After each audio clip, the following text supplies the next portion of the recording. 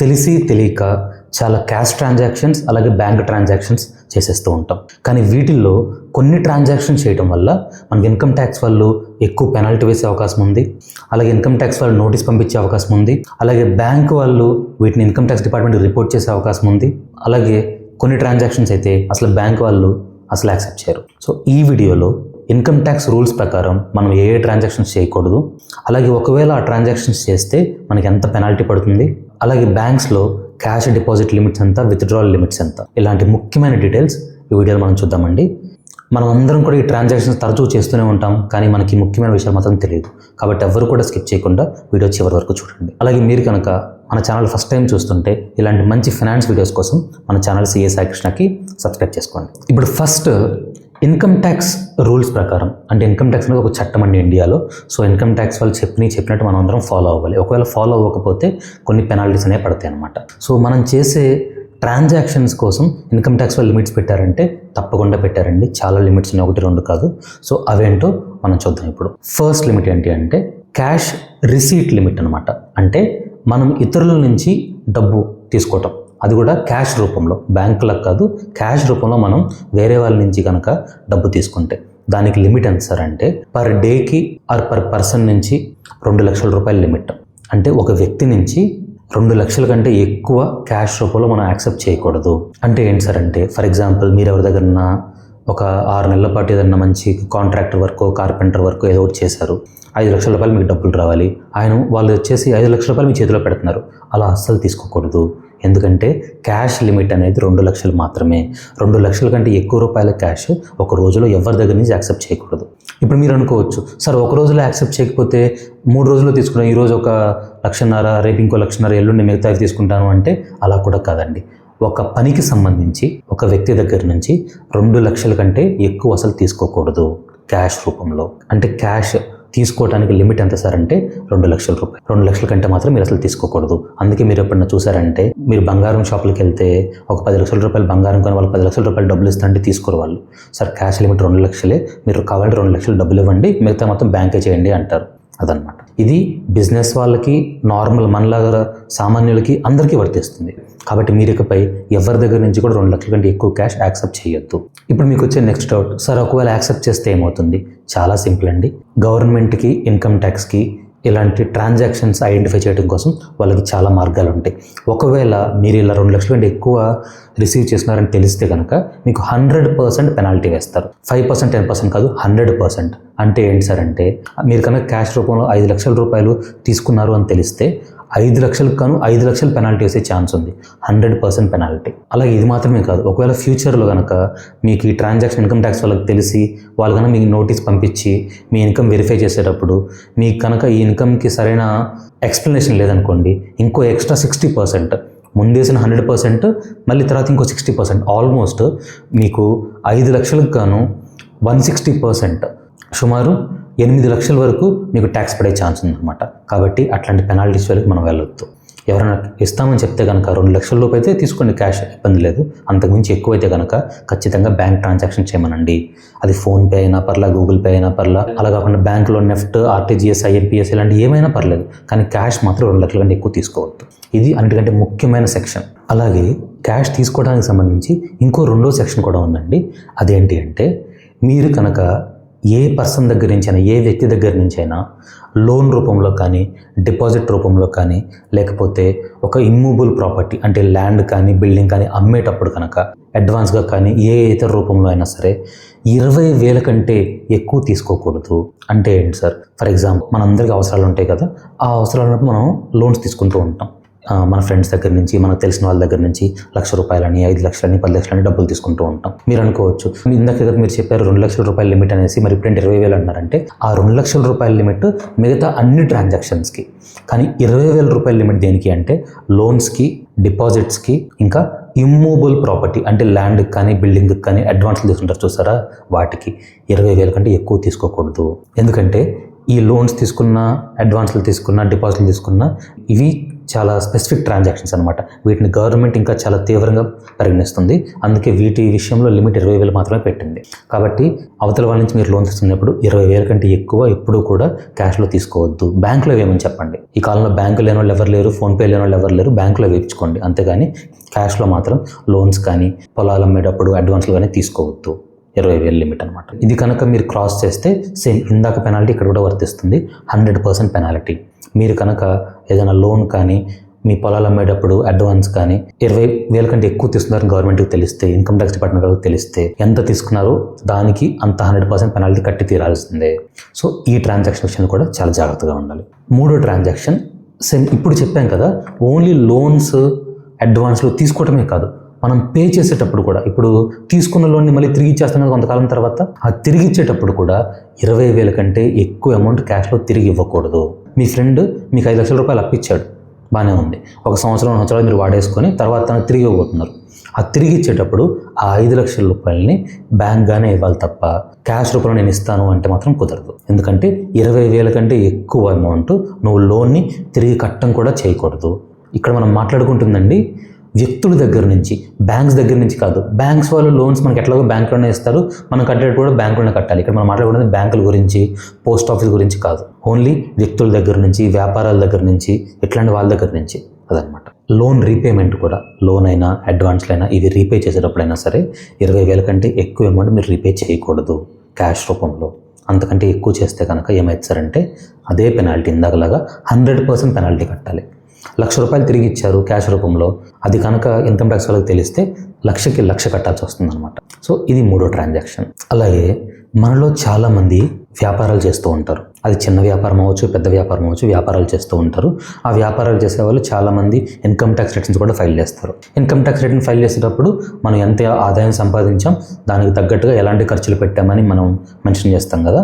ఆ ప్రాసెస్లో మీరు పెట్టే ఖర్చులు ఏ ఖర్చు అయినా సరే 10,000 రూపాయల కంటే ఎక్కువ అమౌంట్ క్యాష్ రూపంలో పే చేయకూడదు. ఇది ఓన్లీ బిజినెస్ వాళ్ళకి మాత్రమే వర్తిస్తుందండి. ఎందుకంటే బిజినెస్ వాళ్ళు పెట్టిన ఖర్చుని ఇన్కమ్ ట్యాక్స్లో డిడక్షన్గా తీసుకుంటారు. అంటే వాళ్ళ ఇన్కమ్ నుంచి తగ్గించుకోవడానికి ఉపయోగపెట్టుకుంటారు ఆ ఖర్చుని. సో ఎవరైతే బిజినెస్ చేస్తున్నారో ఆ బిజినెస్ చేసేవాళ్ళు మీ ఖర్చుల్ని 10,000 కంటే ఎక్కువ అమౌంట్ ఏ ట్రాన్సాక్షన్ కూడా మీరు క్యాష్లో చేయకూడదు. 10,000 కంటే దాటితే కనుక మీరు ఖచ్చితంగా బ్యాంక్ ద్వారానే చేసి తీరాలి. ఒకవేళ కనుక మీరు క్యాష్లో చేస్తే 10,000 కంటే ఎక్కువ క్యాష్లో చేస్తే అది మీకు ఇన్కమ్ ట్యాక్స్లో డిడక్షన్ అలవెన్స్ ఇవ్వరు. అంటే అది మీకు ఖర్చుగా భావించరు. అంటే ఏంటి సార్, ఎగ్జాంపుల్ చెప్పండి, చెప్తాను. ఫర్ ఎగ్జాంపుల్, మీరు ఒక చిన్న వ్యాపారం ఉంది.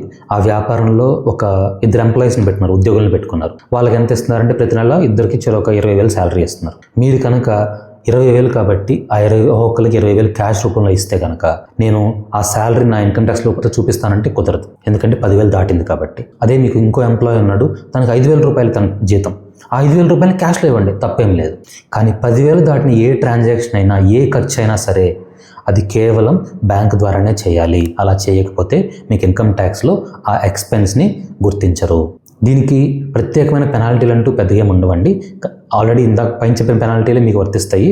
కానీ ఇక్కడ మెయిన్ మీకు 10,000 దాటిగానే మీరు ట్రాన్సాక్షన్స్ చేస్తే అవి మీకు ఇన్కమ్ ట్యాక్స్లో ఎక్స్పెన్స్గా గుర్తించరు. ఓన్లీ శాలరీ అనే కాదు, రెంట్ అవ్వచ్చు, వేరే వేరే ఖర్చులు అవ్వచ్చు, ఏదైనా సామాన్లు కొనుక్కొని దానికి ఖర్చు అవ్వచ్చు, ఏ ఖర్చు అయినా సరే 10,000 కంటే మీరు ఎక్కువ కనుక క్యాష్లో చేస్తే ఆ ట్రాన్సాక్షన్స్ గుర్తించరు. ఇది ఇంకొక ఎగ్జాంపుల్. నెక్స్ట్, మనలో చాలామంది చారిటీ చేస్తూ ఉంటాం, డొనేషన్స్ ఇస్తూ ఉంటాం. పూర్ పీపుల్కి కానీ, ఆర్ఫన్స్కి కానీ, లేకపోతే ముసలి వాళ్ళని జాగ్రత్త చూసుకునే విషయాల్లో కానీ, లేకపోతే ఫ్లడ్స్ ఇలాంటివి వచ్చినప్పుడు కానీ డొనేషన్ చేస్తూ ఉంటాం. అలాగే పొలిటికల్ పార్టీస్ కూడా, మన ఫేవరెట్ పార్టీకి, కొన్ని పొలిటికల్ పార్టీకి డొనేషన్స్ కూడా ఇస్తూ ఉంటాం అనమాట. ఇలాంటివి ఇవ్వచ్చా అంటే హ్యాపీగా ఇవ్వచ్చు, తప్పేం లేదు, ఎంత కావాలో అంత ఇవ్వచ్చు. కానీ వీటి విషయంలో మీరు కనుక పొలిటికల్ పార్టీకి డొనేషన్స్ ఇస్తున్నా, లేకపోతే చారిటీస్కి డొనేషన్స్ ఇస్తున్నా, వాటిని 2,000 కంటే ఎక్కువ అయితే మీరు బ్యాంక్ ద్వారానే చేయాలి తప్ప క్యాష్ ద్వారా చేయకూడదు. అలా చేస్తే కనుక మీకు వచ్చే ట్యాక్స్ ఎగ్జంప్షన్ కూడా పోతుంది. మీకేంటంటే ఒక 10,000 రూపాయలు పిఎం ఫండ్కి లేకపోతే సీఎం ఫండ్కి డొనేషన్ ఇచ్చారు బ్యాంక్ ద్వారా, దాన్ని మీరు చక్కగా ఇన్కమ్ ట్యాక్స్లో తగ్గించుకోవచ్చు.